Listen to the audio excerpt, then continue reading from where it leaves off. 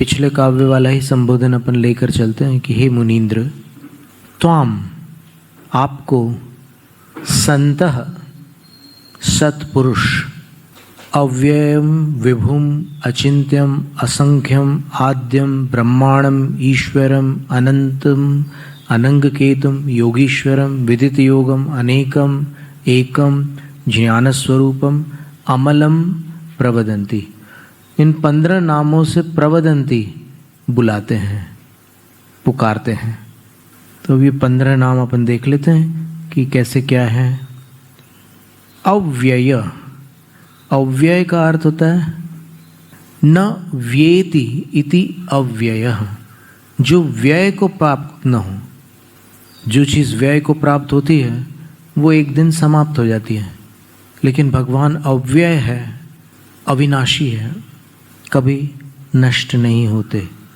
फिर दूसरा दिया है विभु, विभवती इति विभु, जो समर्थ हैं, सामर्थ्यवान है, उनको विभु कहते हैं, यानी भगवान सर्वशक्तिमान है।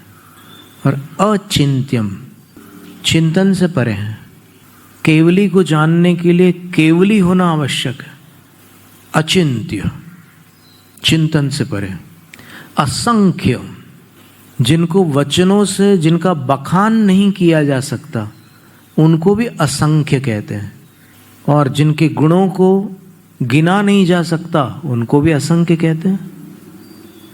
तो असंख्य शब्द के ये दोनों अर्थ बन सकते हैं। फिर आद्यम, आद्यम शब्द का अर्थ होता है आदौ भवः आद्यः तम, जो सबसे पहले हुए थे उनको आद्य कहते हैं। तो आद्य, आदिनाथ भगवान आदि में हुए थे इसलिए उनको आद्य कहा गया है। और देखिए ब्रह्मांडम, संतः त्वाम ब्रह्मांडम प्रवदन्ति, संतजन सत्पुरुष आपको ब्रह्मा बुलाते हैं। एक तो जो स्व और पर के गुणों की वृद्धि करे सो ब्रह्मा, और दूसरा अर्थ जो कर्म सृष्टि और धर्म सृष्टि के विधाता हों वो ब्रह्मा। फिर ईश्वर, ब्रह्मा के बाद में ईश्वर शब्द है। ईष्टे इति ईश्वरः, जो ऐश्वर्य संपन्न होते हैं उनको ईश्वर कहते हैं। ईश्वर शब्द से ही ऐश्वर्य बना है। तो भगवान अंतरंग और बहिरंग दोनों प्रकार के ऐश्वर्यों से संपन्न थे, इसलिए वो ईश्वर कहलाए। बाह्य ऐश्वर्य कौन सा था उनका? प्रातिहार्य और समनुसरण का वैभव उनका बाह्य ऐश्वर्य था। अंतरंग ऐश्वर्य अनंत ज्ञान, अनंत दर्शन, अनंत सुख, अनंत शक्ति, पूरी 9 केवल लब्धियां अंतरंग ऐश्वर्य में आती। तो ईश्वर। फिर अनंत, अब देखिए अनंत, अनंत नाम क्यों पड़ा उनका? अनंत नाम से सत्पुरुष उनको क्यों पुकारते हैं? तो उसका उत्तर है क्योंकि उनके पास ज्ञान भी अनंत है, दर्शन भी अनंत है, सुख भी अनंत है, शक्ति भी अनंत है। उनका क्षायिक दान भी अनंत दान कहलाता है। अनंत प्राणियों का हित करने वाला क्षायिक दान उनके पास होता है। तो जब उनके गुण अनंत अनंत अनंत हैं तो फिर उनको अनंत बोल दें तो क्या हानि है? इसलिए वो अनंत है।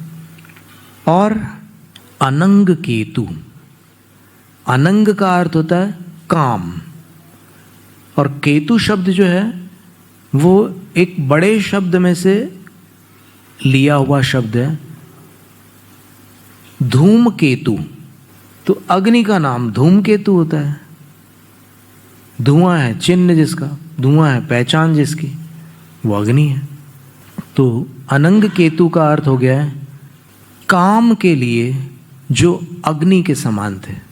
काम अपने आप में अग्नि है, लेकिन उस काम को भस्म करने के लिए जो अग्नि के समान थे वे अनंग केतु।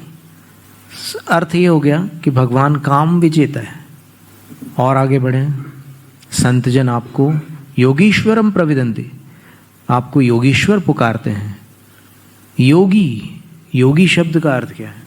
जो बार बार शुद्धोपयोग को छूने वाले हैं, जो बार बार ध्यानस्थ हो जाते हैं, ध्यान ही जिनको प्रिय है ऐसे साधु, ध्यान प्रेमी साधु योगी कहलाते हैं।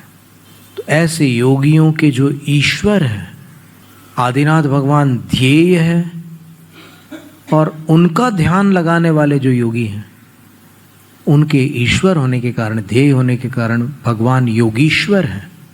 विदित योग, विदित योग का अर्थ है, विदित यानी प्रकट है, प्रख्यात है, विख्यात है योग जिनका। फिर अनेक और एक, अनेक का अर्थ होता है कि भगवान अनेक रूप है। कैसे अनेक रूप है?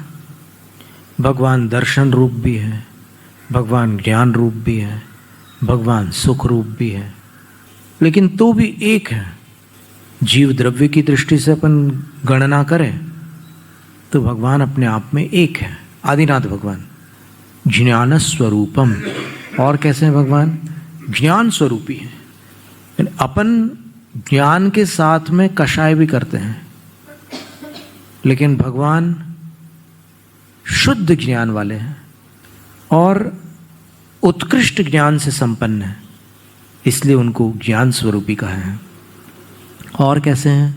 अमलम, अमल, तो भगवान अमल है, 47 घाती कर्म की प्रकृतियों से रहित है।